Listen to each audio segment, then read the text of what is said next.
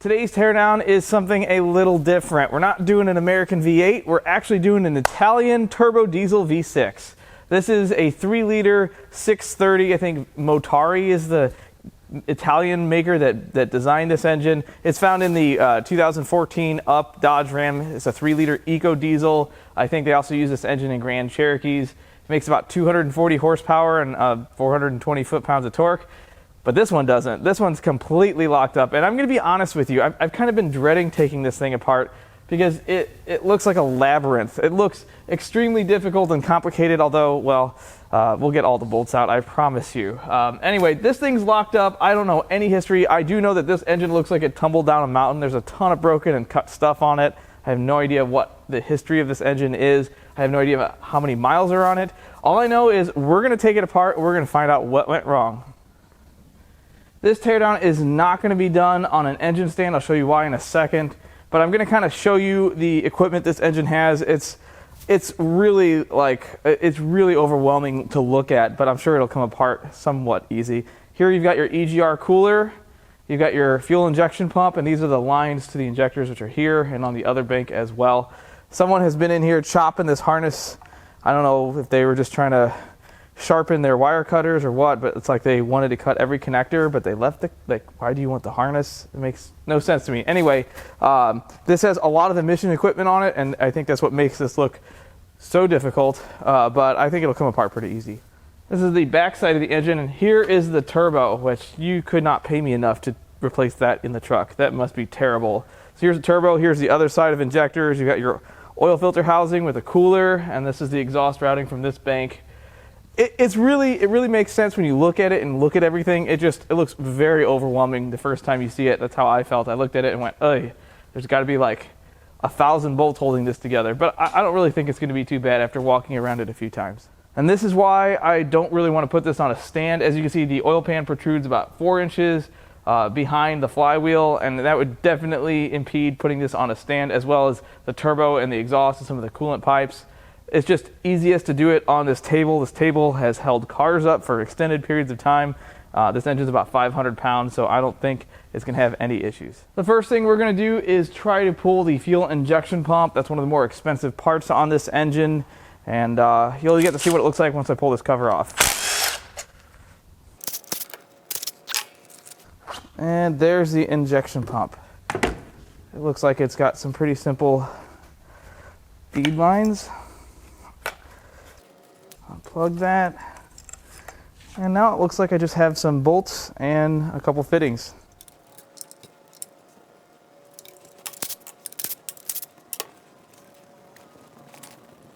I'm not quite sure why I did this first, because now I'm going to smell like diesel the entire time.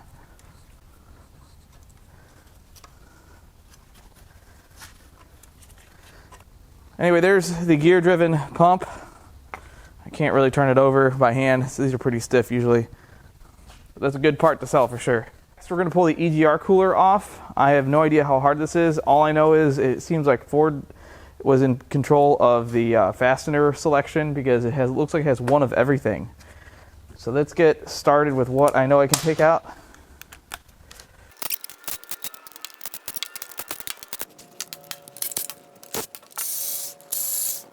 There's the Egr pipe. Goes into the intake manifold. Now we can get all the injectors out, but first we're going to get the rest of this cooler undone and off of the engine. Alright, let's see what we missed here. There's a vacuum line to the actuator.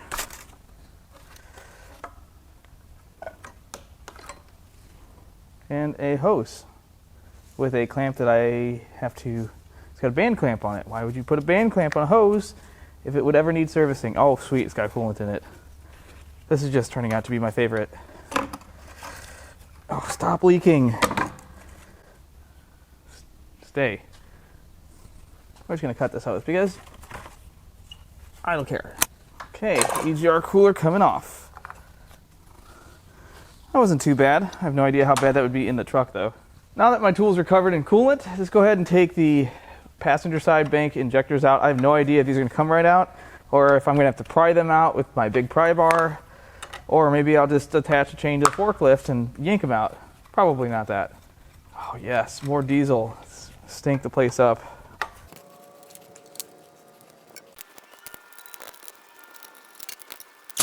Pull them all the way off here. There'll be less stuff in the way. Now we can get the injectors out.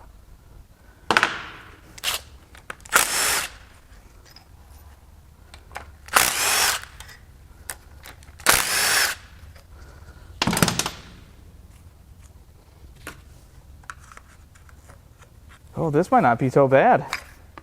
Would you look at that? Ha! I was dreading this, and they came right out. Even though the retaining brackets are rusted to them, the injectors came right out. Let's see if we get lucky twice. Oh yeah!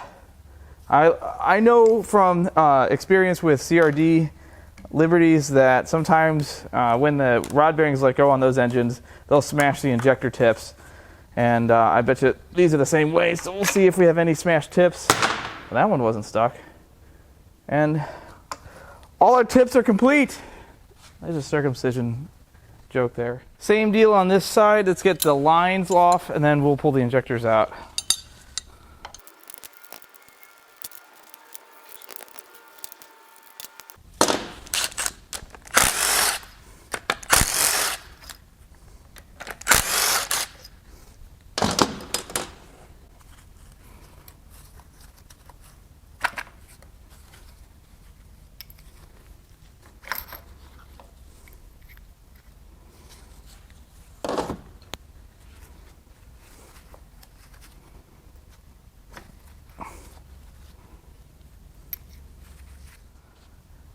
As you can see, all the tips on all 6 injectors look pretty good. They are kind of rusty, but it's no different than the CRD Liberties that I'm used to working on. The next thing we're going to try to take off is the turbo. And I say try because this already looks super complicated. There's a lot of stuff going to this turbo. And it's all really rusty, so I don't have a lot of faith in it coming out nice. Yeah, that was just a heat shield bolt, so let's try another one. Hey, we got one. And then this is bent. This is gonna be good. It's gonna be good, right?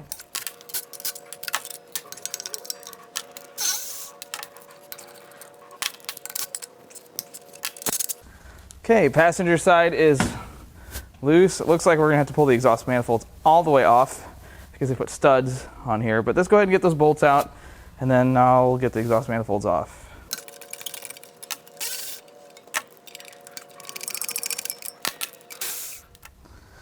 Let's get the passenger side manifold off first.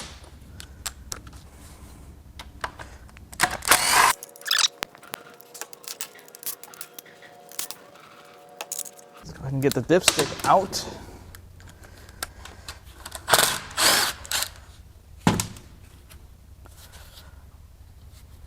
Oh, okay, does it come out?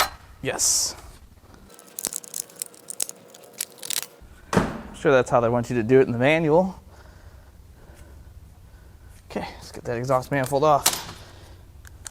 I really doubt my impact's gonna do this, but you know I'm gonna try. Oh, okay. Might be broken. What?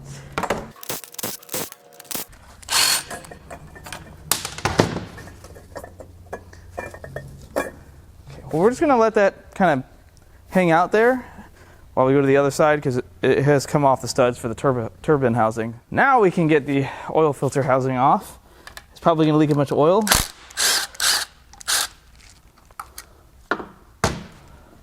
Or it's going to have some hidden bolts that I can't. Nope, coolant actually. And some oil. Not too bad.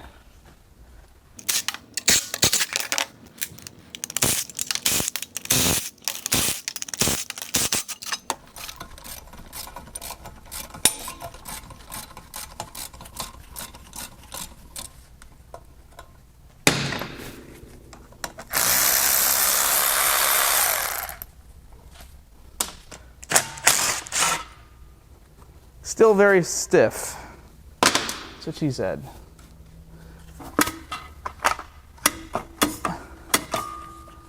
It's getting there. All right, I have figured out how to get this off. We're just gonna pull really hard. That's what we're gonna do. Well, it worked. Here's the oil feed. There's the oil return, which I didn't need to unbolt from the turbo. It just literally came right out of the block. It's just sitting in this rubber plug. I guess so much holds the turbo on. What fought me was this right here. This is one of the coolant hoses for the turbo. Here's one side, here's the other. And it's clear that they want you to pull the intake manifold to pull the turbo. I'm gonna go show you the turbo now. It's pretty interesting. Here's the turbo from this engine. It's actually not as small as you would think for being a 3-liter. I'm very careful, of course. But the cool thing about this is it is a variable vane turbo. It's electronically controlled. There's a controller right here. And the computer tells this actuator how far to move this arm. I'm not really going to take this all apart because likely I'll break every bolt if I try. Looks like someone already broke 2 of the 3 downpipe bolts off of it. But the turbo does spin. It feels pretty good. It will be something I can sell, so I'm pretty excited about that. I'll just have to fish those 2 bolts out. Now it's time to take the intake manifold off, which is probably what we should have done before we tried to take the turbo off. But hey, we got the turbo off. Now let's get the intake manifold off. This is a fuel manifold. Deal with that clip in a second. Start getting some bolts out.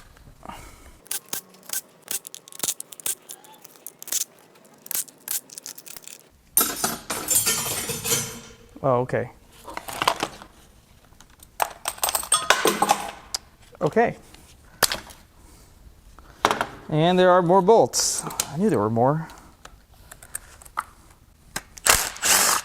Probably just the one. Oh, we're gonna play a game called Now What?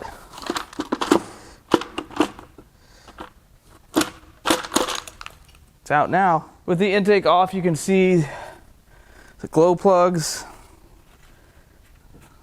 and the intake ports, which carbon is the name of the game here. Jeez Louise, this port especially. You could chop that up and serve that. Okay, let's start pulling the valve covers off and see if we can actually see why this engine doesn't turn over. Before we start pulling valve covers, I'm going to get these fuel rails out of the way. It'll just make things a little bit easier. They weren't even tight. I was anticipating a fight here. It was just really easy. Those rails are not aluminum. They're a lot heavier than they look. We're going to start with the passenger side valve cover. See what it takes to get this off.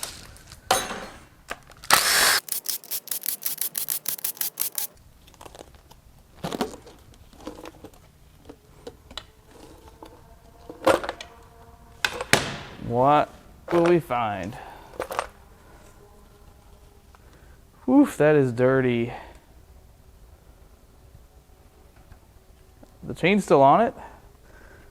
It's likely not a timing issue. The cam lobes look all right. Followers are all still in place. Now for the driver's side.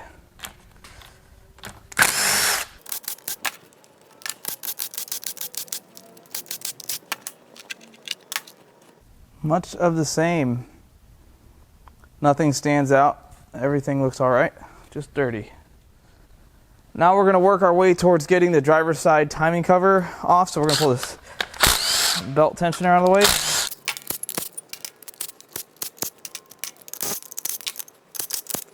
This will do it.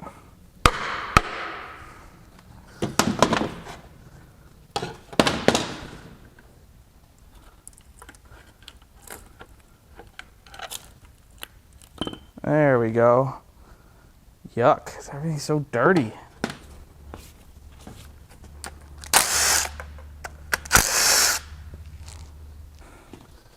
Okay, same method as last time.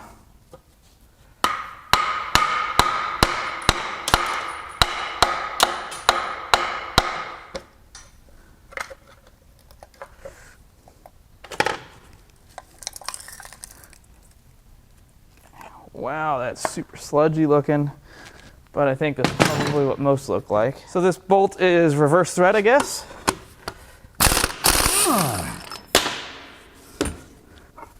And it just comes right off. Well, let's get the timing cover off.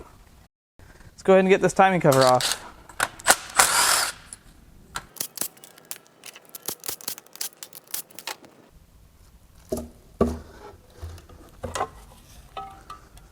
There we go. No signs of anything coming apart. Everything looks really good, actually. Just dirty, except for this. That's not a good sign. That's metal. What is that from? I bet we're gonna find out. We're gonna go ahead and peel the timing chain off. We're gonna take the tensioners and the guides off. Well, I was not expecting that. The other one will likely do the same. Wow, that's under a lot of force.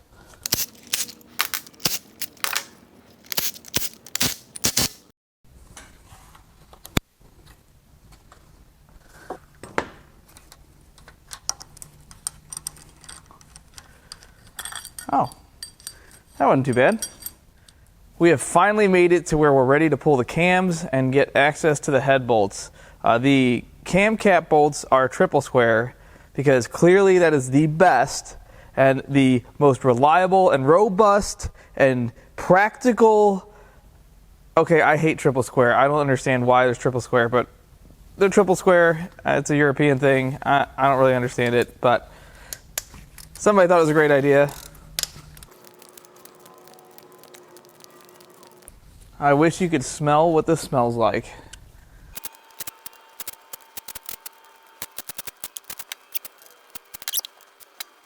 Getting these out without breaking them is going to be a little bit of a challenge. I'm sure there's a right way to do it, and then I'm sure there's a way I did it, and those are not the same way.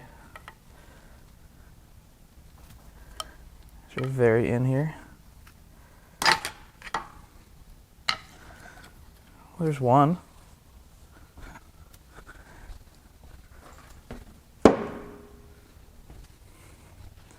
This one should be pretty easy.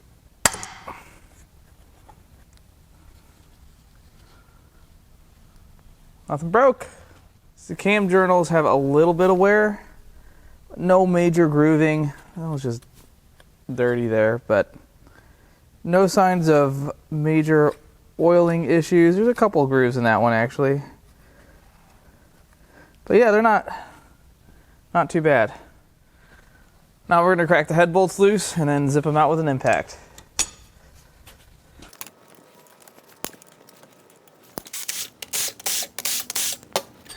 These are some massive head bolts. I got some weight. Here goes nothing. Oh, that's not very heavy. Cylinder walls look pretty good. There's a little bit of rust at the top, nothing too bad. I don't think that rust is enough to keep this from turning over smoothly, so there's something else causing it, and I think that piece of metal we found in the timing cover will be part of whatever that issue is. Same thing on the passenger head. Let's go ahead and get these cam caps cracked loose. It's kind of a tongue twister.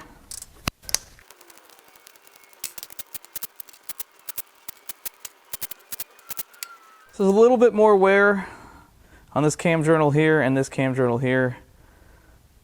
But everything else looks like the other side did. Looks decent, nothing's come apart.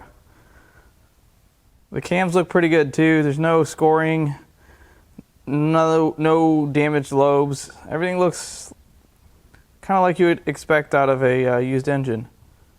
Let's go ahead and crack these head bolts loose and zip them out as well.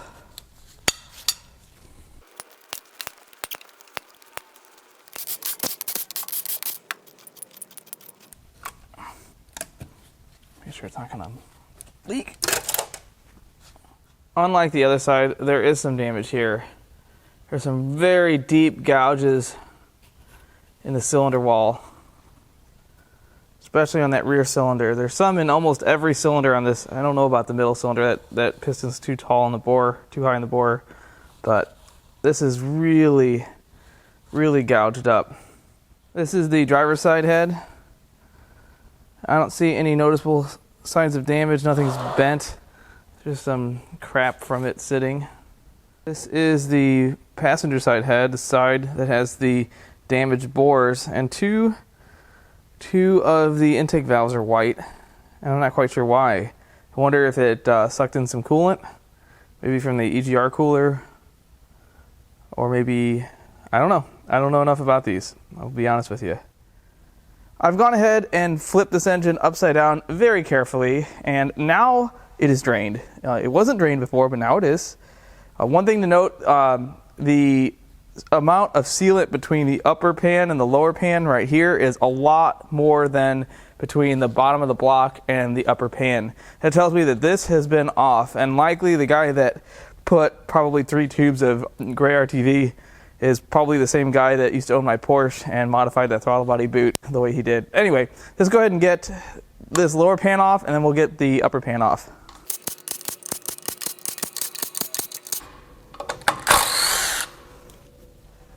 I can smell the RTV. We're just gonna give it a little tappy tap.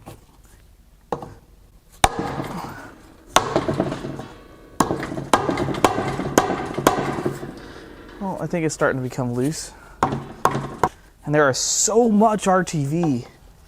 Save some for the rest of us, man. Man, I just don't like that.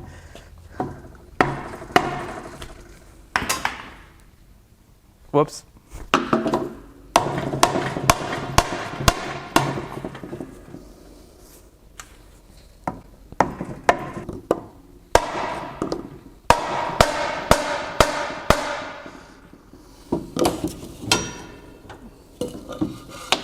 Good Lord.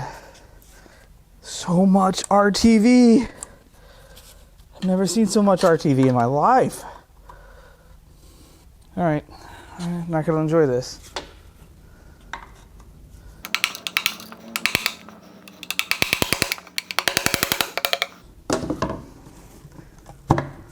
Oh my God.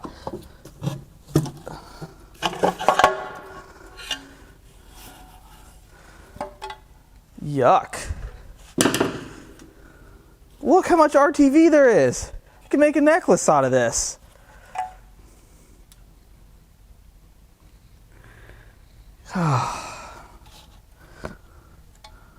That does not look good, and there's another strange piece of metal. This is sparkly. It's like the Milky Way in here. Oh, there's some chunks of metal down there in the corner. Yeah, we're getting close. We are getting close. Let's keep going.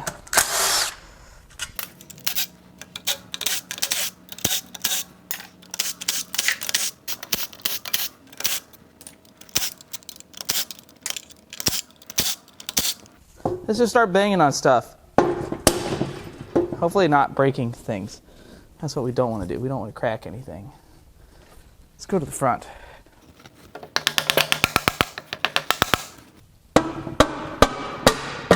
Oh, we're moving now.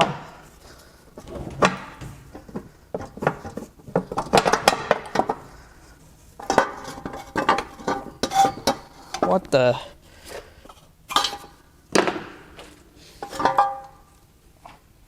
See, this has not the same color RTV.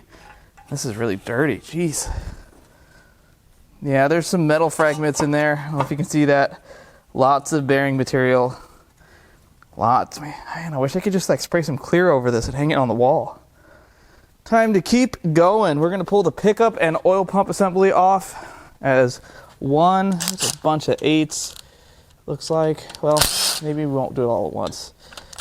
We'll just pull the tube off first.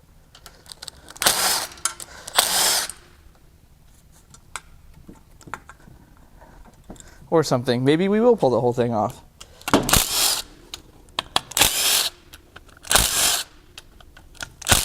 We're just going to take all the bolts out that we see. There's the oil pump. That was a bolt that was not part of anything. It's gear driven right off of the crank. Let's pull the windage tray.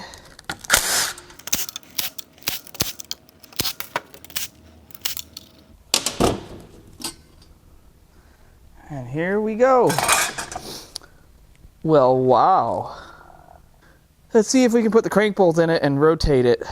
I'm having doubts, but it's worth a shot. I pulled the sprocket that drives the oil pump off, and I noticed some material sticking out of where the front main bearing is, and it's actually the main bearing. This thing chewed up a main bearing. Yikes. Oh man. Yeah, this is not going to work. Okay. So we're going to go ahead and get the bolts, the main bolts, and it's a modular iron block, which I haven't seen before. I'm sure something else exists with it, but this is a first for me. The modular block means that the top and the bottom the block is in two pieces. And yeah, I mean, I'm used to this. A lot of Mazda engines are this way, but I haven't seen an iron that was this way. I know how you guys love the sound of this, so.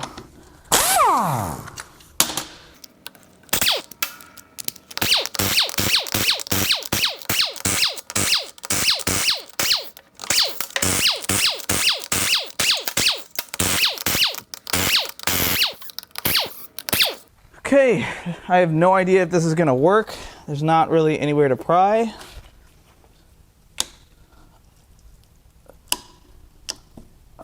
Aha.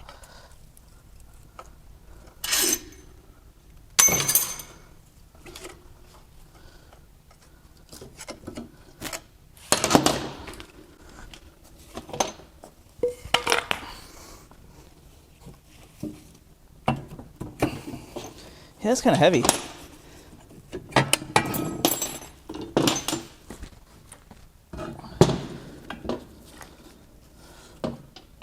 Wow. Well, that engine's done. This is impressive.